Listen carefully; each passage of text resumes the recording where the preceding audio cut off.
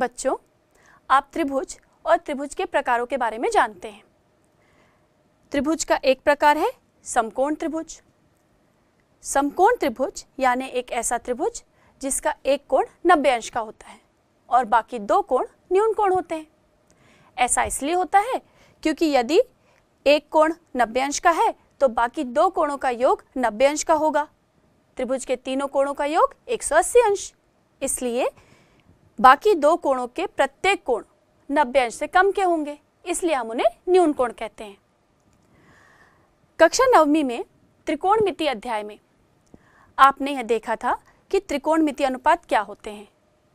त्रिकोणमिति अनुपात यानी sine theta, cos theta, tan theta, cosec theta, sec theta और cot theta.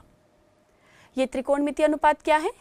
किसी समकोण त्रिभुज के एक निश्चित न्यून कोण के लिए जब हम भुजाओं के अनुपात को लेते हैं, अलग अलग भुजाओं के अनुपात को, जैसे लंब और कर्ण का अनुपात लिया तो हम उसे कहते हैं साइन थीटा। यदि हम आधार और कर्ण का अनुपात लेते हैं तो उसे हम कॉस थीटा के नाम से जानते हैं। बिल्कुल इसी प्रकार यदि हम लंब भुजा और आधार भुजा का अनुपात ले लें तो हम उसे टेन थीटा के नाम से जानते हैं और इनका विलोम है कोसेक थीटा, सेक थीटा और कॉट थीटा। तो बच्चों चलो हम एक समकोण त्रिभुज लेकर इन सभी त्रिकोणमिति अनुपातों को ज्ञात कर लेते हैं। तो इसके लिए एक समकोण त्रिभुज ले लें। ये है एक बिंदु A और यहाँ से हम एक आधार रेखा खींच लेते हैं AB। अब बिंदु A पर हम एक लंब खींचते हैं।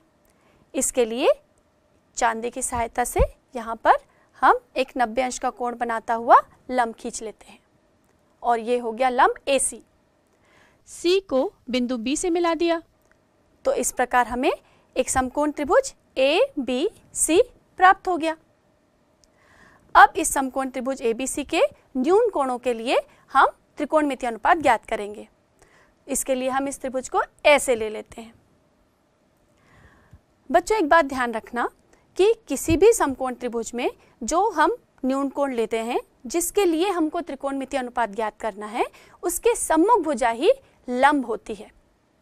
तो इस स्थिति में यदि हम यहाँ न्यून कोण B लें और उसे नाम दे देते हैं थीटा, तो इस थीटा के लिए उसकी सम्मुख भुजा AC वो जो है वो लंब होगी। तो साइन थीटा क्या होगा?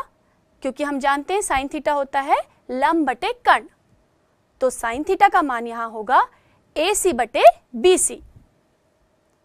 ठीक है, और उसका विलोम जैसे कि हम जानते हैं कोसेक थीटा होता है, तो कोसेक थीटा का कर्ण बटे लंब, तो उसका मान हो जाएगा BC बटे AC।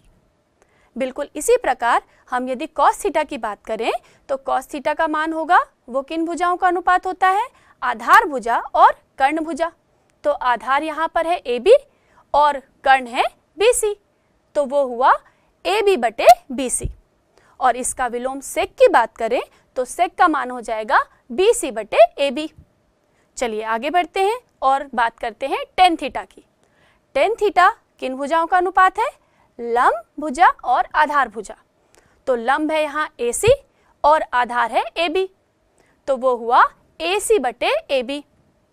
इसका विलोम कॉट थीटा जो कि होगा आधार बटे लंब, तो हम कहेंगे AB बटा AC। अब एक काम करते हैं, हम दूसरे न्यून कोण की बात करते हैं। इसमें जो कोण C है वो दूसरा न्यून कोण है, इसे नाम दे देते हैं थीटा 1। अब थीटा 1 के लिए हम सारे न्यून त्रिकोणमिति अनुपात ज्ञात कर लेते हैं। तो सबसे पहले फिर से बात करेंगे किसकी? साइन थीटा 1 की। साइन थीटा 1 के लिए आप ध्यान से देखिए कि C के सम्मुख भुजा कौन सी है? AB, यानी कि यहाँ पर अब लंब कौन हुआ? AB। तो साइन थीटा 1 बराबर हो गया AB बटा BC, क्योंकि कर्ण तो BC ही है। और इसका विलोम जब हम कोसेक थीटा 1 की बात करेंगे तो हमें मिलेगा BC बटा AB। चलिए बात करते हैं कॉस थीटा 1 की। कॉस थीटा 1 में क्या होगा? आधार बटे कर्ण। यहाँ पर आधार कौन होगा? यहाँ आधार है AC, थीटा 1 के लिए आधार AC और कर्ण अगेन BC, तो फिर मान हुआ कॉस थीटा 1 का AC बटा BC। और इसका विलोम हम बात कर रहे हैं सेक थीटा 1 की, तो उसका मान होगा BC बटा AC। और लास्ट में हम बात करते हैं टेन थीटा 1 और कॉट थीटा 1 की। तो टेन थीटा 1 होगा लंब बटे आधार यानी कि ए बी बटा ए सी, और कॉट थीटा 1 होगा इसका विलोम ए सी बटा ए बी।